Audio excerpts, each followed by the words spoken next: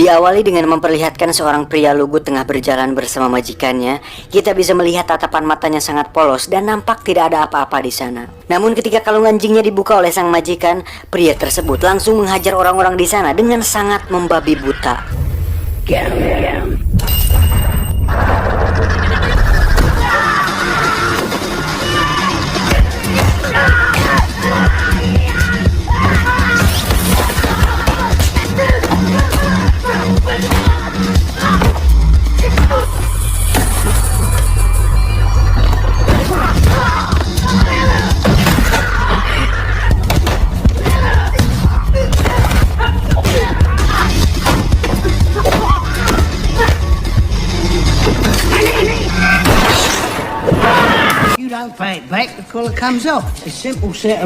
Pria ini bernama Danny yang merupakan seorang tukang pukul dari seorang rentenir. Saat kalungnya kembali dipasang, seketika Danny kembali menjadi pria lugu dengan tatapan polos dan cenderung nampak seperti seorang yang memiliki keterbelakangan mental.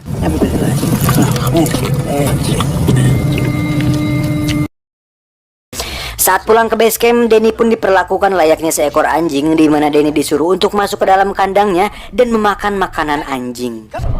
Danny, come on. Selesai makan, Danny pun memukul samsak miliknya yang sudah sangat usang. Hingga saat Danny memukulnya terlalu keras, samsak tersebut pun robek. Satu-satunya benda yang berharga yang dimiliki Danny adalah sebuah boneka dan buku gambar anak-anak yang selalu dilihatnya sebelum tidur. Dan Danny memiliki ketertarikan kuat terhadap sebuah piano yang mana itu akan berhubungan dengan masa lalunya yang akan terungkap nanti.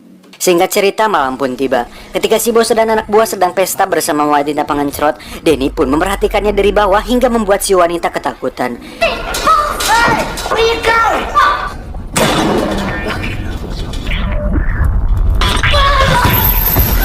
Hari-hari pun Danny lalui seperti itu setiap hari, hingga beberapa orang yang sudah mengetahui tentang reputasi Danny memilih untuk mundur dan tidak melawan sama sekali. Hey. You want this, yeah?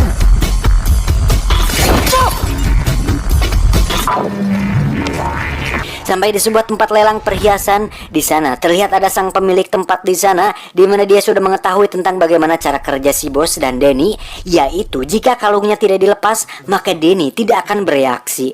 Di situ si bos juga mengatakan bahwa untuk menciptakan binatang buas, maka didiklah seseorang dari kecil dan perlakukanlah orang itu layaknya binatang. Dan itulah yang membuat Danny bisa sampai sekarang ini. Hingga saat si pemilik menahan semua orang, Danny pun hanya bisa menyaksikan bosnya dan anak buah teriak tanpa bereaksi apapun. Hal ini cukup masuk akal karena Danny dididik untuk tidak memiliki emosi dan rasa kasih sayang yang membuatnya terbiasa untuk berkelahi saat kalungnya dibuka.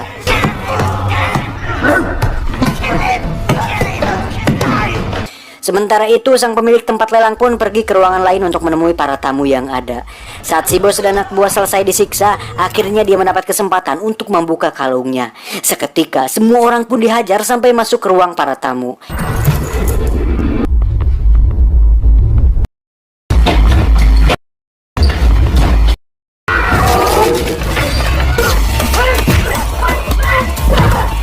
Yang menarik adalah salah satu tamu yang merupakan pemilik tempat gelut ilegal pun memperhatikan Danny dan melihat potensi pada dirinya. What are you looking at? Just enjoying the show. Saat kembali ke base camp, si bos pun memarahi Danny karena dia sama sekali tidak menolong, karena seekor anjing saja akan menolong majikannya saat berada dalam bahaya. Tak ingin membuang waktu, si bos pun pergi menagih ke tempat selanjutnya, di mana tempat tersebut adalah sebuah toko barang-barang antik. Tak ingin melakukan kesalahan yang sama seperti tadi, si bos pun meminta Danny untuk menunggu di luar, dan si bos menjelaskan bahwa ketika lampunya menyala, Danny harus segera masuk ke dalam karena itu adalah tanda sebuah bahaya. Dan di saat si bos terus menjelaskan, perhatian Danny justru teralihkan kepada sebuah piano tua yang berada di sana. Light, door. Light, door. Oi! Merasa bahwa Denny sudah mengerti, si bos pun langsung masuk ke sana untuk menagih. Setiap detik berlalu dan Denny mencuri-curi pandang dengan melihat piano tersebut.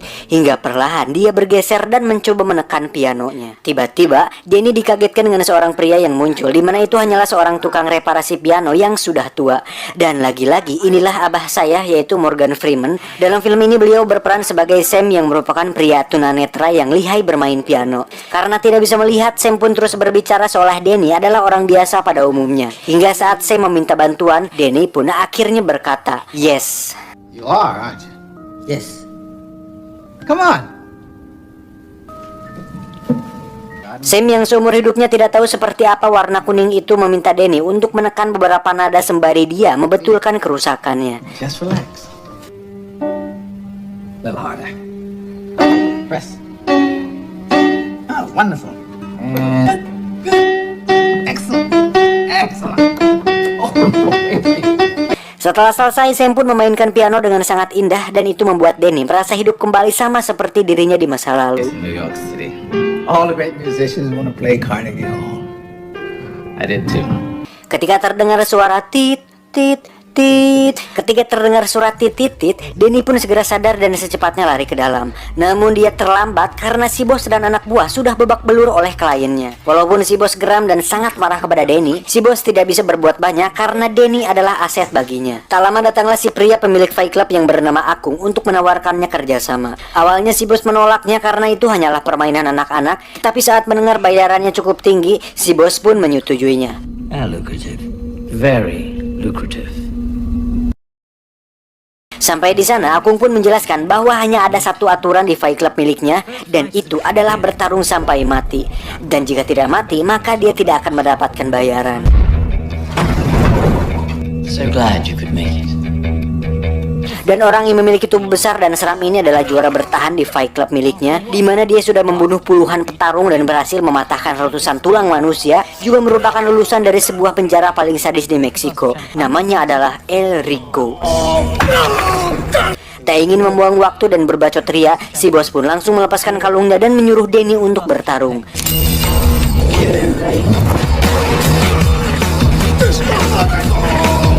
Dan yang mengejutkan adalah sang juara yang bertahan yang sudah membunuh puluhan petarung pun harus mati oleh 3 pukulan biasa yang dilayangkan oleh Denny. Dan permainan pun selesai. Dengan banyak uang yang didapatkannya, si bos pun terlihat sangat senang dan menawarkan Denny sesuatu yang diinginkannya. Dan yang Denny inginkan adalah sebuah piano. I want a piano. I want a piano. Sontak hal tersebut membuat si bos tertawa, namun Denny terus berbicara piano. Tiba-tiba, sebuah truk menabrak mobil mereka hingga terseret puluhan meter dari jalan raya.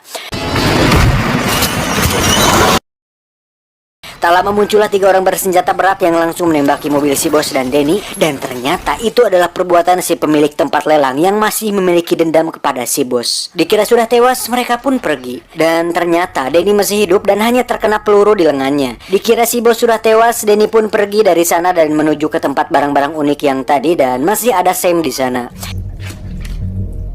Who's there? Akibat peluru tadi, Denny pun kehilangan banyak darah, kemudian pingsan. Saat sadar, Denny sudah berada di atas kasur yang ternyata itu adalah rumah paman Sam dan dengan baju yang sudah diganti. Ketika Sam masuk dengan membawa makanan, Denny langsung bersembunyi di bawah kasur. Jams. My name is Sam, remember?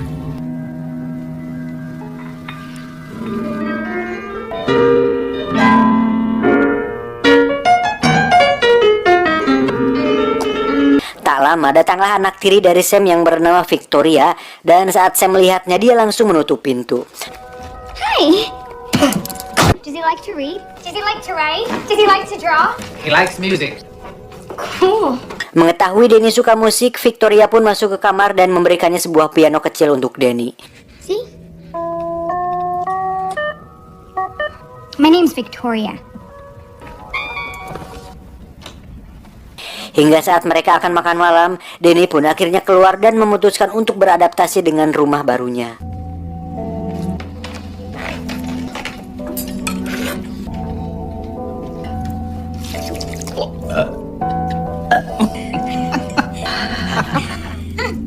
name is Danny. Esok pagi saat Sam akan melepas kalung di leher Danny, dia langsung bereaksi untuk tidak membukanya. You better try to take it off. I had the same reaction. So. Selanjutnya, Danny diajak untuk mengikuti aktivitas Sam di mana mereka mengantar Victoria ke sekolah, kemudian pergi ke swalayan untuk belanja bahan makanan di sana.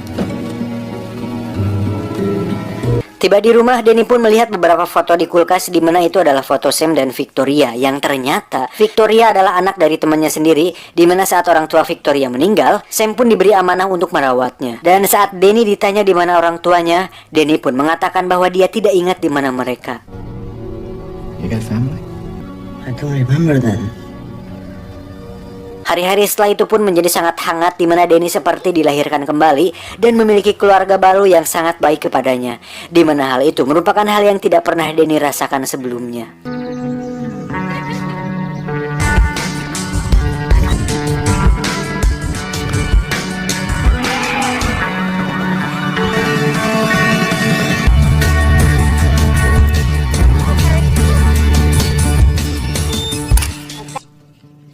Belongs there. Dan yang menarik, ketika suatu hari saat mereka sedang belanja, tiba-tiba ada beberapa orang berkelahi di sana. Sam yang khawatir dengan keadaan Danny terus berteriak memanggil namanya, dan ternyata Danny sama sekali tidak memperdulikan hal itu. Danny! Sam pun bertanya kepada Danny kenapa dia tidak panik dan tidak bereaksi saat ada orang berkelahi di sekitarnya. Danny pun menjawab bahwa mereka tidak berkelahi dengannya, jadi dia merasa bahwa tidak perlu untuk memperdulikannya. Mendengar hal itu, Sam pun memakluminya karena mungkin itu adalah bagian dari masa lalu dan pribadinya, sehingga dia tidak terlalu memikirkan akan hal itu. Hingga suatu malam saat kedekatan mereka terjalin semakin erat, Victoria pun memutuskan untuk membuka kalung di leher Danny. Awalnya Danny ketakutan dan teringat masa lalunya, namun ketika sudah dilepas, dia akhirnya menjadi seseorang yang baru dan bukan Danny the Dog lagi.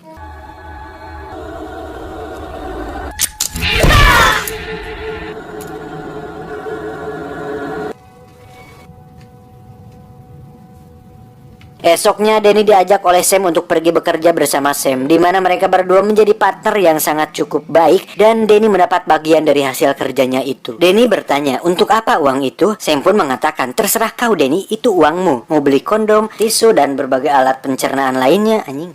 Untuk itu Danny pun pergi sendirian ke sebuah toko dan membeli beberapa topi yang unyu-unyu untuk diberikan kepada Victoria dan Sam. Hingga saat dia akan pulang, tiba-tiba dia tak sengaja bertemu dengan salah satu anak buah dari si bos. Dia pun mengatakan bahwa si bos ternyata masih hidup dan sedang mencari Danny kemana-mana. Danny pun mengatakan bahwa dia tidak akan kembali karena sudah memiliki keluarga yang baru, namun dia mengancam akan mendatangi keluarga barunya itu jika Danny tidak kembali. Whoa, whoa, whoa, whoa, whoa. You got a new family as well? Would you like that? Wouldn't be too hard to find, what with you shopping here and all. Tiba di markas, si bos pun terlihat sangat senang dengan kembalinya Danny dan ingin agar Danny kembali bersamanya. Tapi sebelum itu, Danny pun mempunyai satu pertanyaan, yaitu di mana ibunya. Question. Did you know my mom? I found you in the street. That was our first collaboration. Don't dwell on the past. Look to the future. Pada akhirnya Danny kembali menjadi binatang buas, di mana si bos mengajak Danny kembali bertarung di tempat Fight Club waktu itu. Saat pertarungan akan dimulai, Danny terus mengatakan bahwa dia tidak ingin menyakiti orang lain lagi. Gentlemen, to the death. I don't want to hurt people anymore. Excuse me? Not anymore. Anything wrong, gentlemen? Kesal akan hal itu, si bos pun mendorong Danny ke arena hingga dia terpaksa harus bertarung dengan petarung di sana.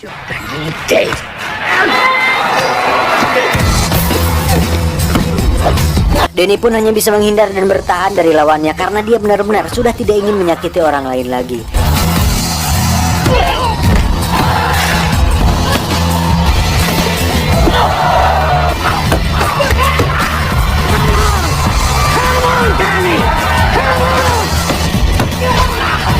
Melihat hal itu, si bos pun melemparkan sebuah senjata agar Danny bisa melawan. Namun, dia tetap bertahan. Tak ingin permainan terus monoton, si pemilik Fight Club itu pun memutuskan untuk menurunkan 3 petarungnya, sehingga sekarang Danny harus melawan 4 petarung sendirian.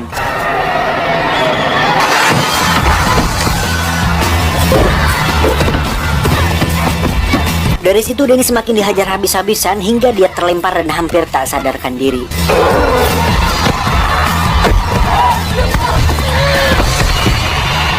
Menyadari situasi ini, akhirnya Denny memutuskan untuk melawan dan here we go, Denny is come back.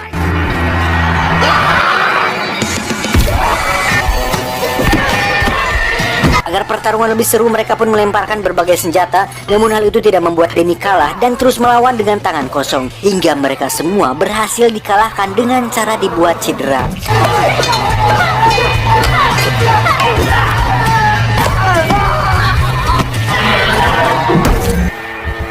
Dan kita masih ingat dengan peraturannya bahwa jika tidak ada yang mati, maka si bos tidak akan mendapatkan uang sepeser pun. Sehingga si bos nekat membunuhnya sendiri dengan pistolnya.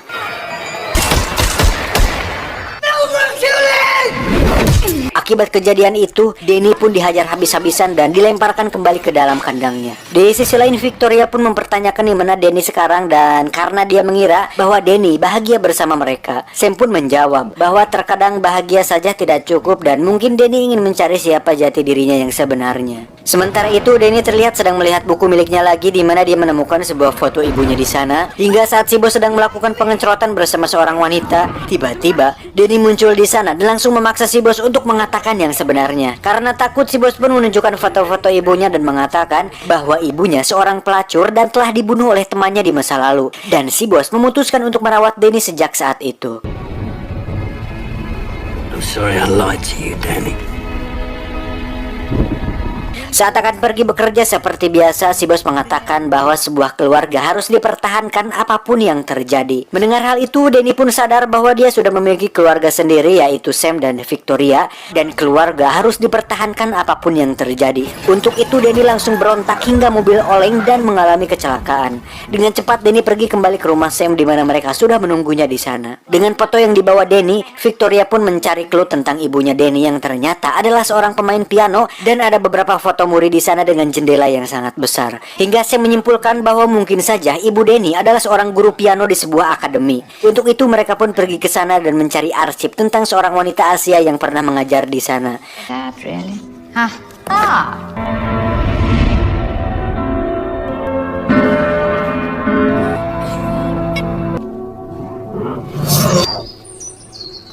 Setelah semua terungkap, akhirnya Denny bisa hidup dengan tenang dan menjalani hidupnya yang baru bersama Sam dan Victoria. Dan cerita pun belum selesai. Dan saat Victoria memainkan not dari kertas milik ibunya, seketika Denny teringat masa lalu bahwa si boslah yang telah membunuh dan memperkosa ibunya. Di mana Denny disuruh untuk bersembunyi di dalam lemari dan menyaksikan langsung kematian sang ibu. Dan yang terjadi kemudian, si bos merawatnya dan menjadikan Denny sebagai anjing peliharaannya.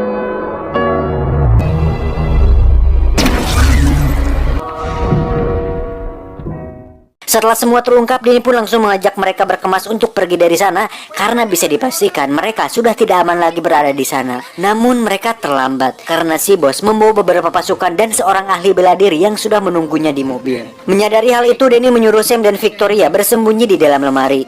Denny sendiri langsung menghampiri mereka dan pertarungan pun tak terelakkan. Dan walaupun beberapa orang menggunakan senjata, Denny tetap menang dan berhasil menjatuhkan salah satu pasukan si bos tepat di samping mobilnya.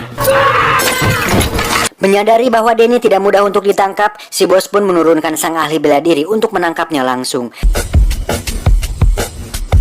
Sementara itu, Denny terlihat sedang dikejar di atas gedung hingga saat tidak ada jalan lain, Denny pun memutuskan untuk masuk ke dalam sebuah gedung tersebut. Tak diduga tiba-tiba muncullah sang ahli bela diri yang langsung menebasnya, namun beruntung bedog atau golok saktinya itu hanya menebas sebagian rambut dari Denny.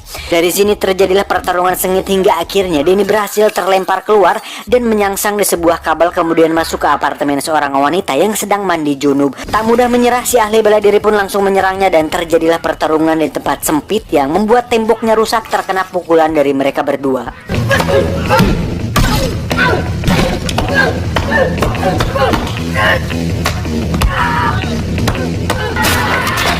Dan ternyata tanpa golok parantingala suluhnya, si ahli bela diri ternyata tidak sejago yang dibayangkan hingga dia harus terjatuh tepat di atas mobil si bos. Melihat hal itu, si bos langsung turun tangan dan terlihat bahwa anak buahnya berhasil menyebak Denny di sebuah ruangan. Saat Denny memutuskan untuk pergi melalui celah atap, si bos pun menyadari itu dan menyuruh anak buahnya untuk menunggu di sana.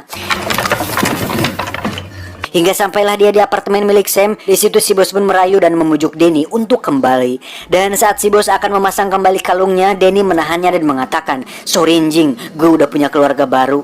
Dengan cepat si bos langsung dilumpuhkan hingga saat Danny akan membunuhnya, Sam langsung melarangnya. Alasannya karena jika Danny membunuhnya, maka dia akan dipenjara dan apa bedanya dengan mereka. Namun saat si bos terus nyerocos untuk memancing kemarahan Danny, Sam pun langsung memukulnya dengan pot bunga agar dia diam. Saat semua selesai, akhirnya Danny pun hidup bahagia bersama Sam dan Victoria. Dan selanjutnya kita akan melihat penampilan Danny di film Wong Fei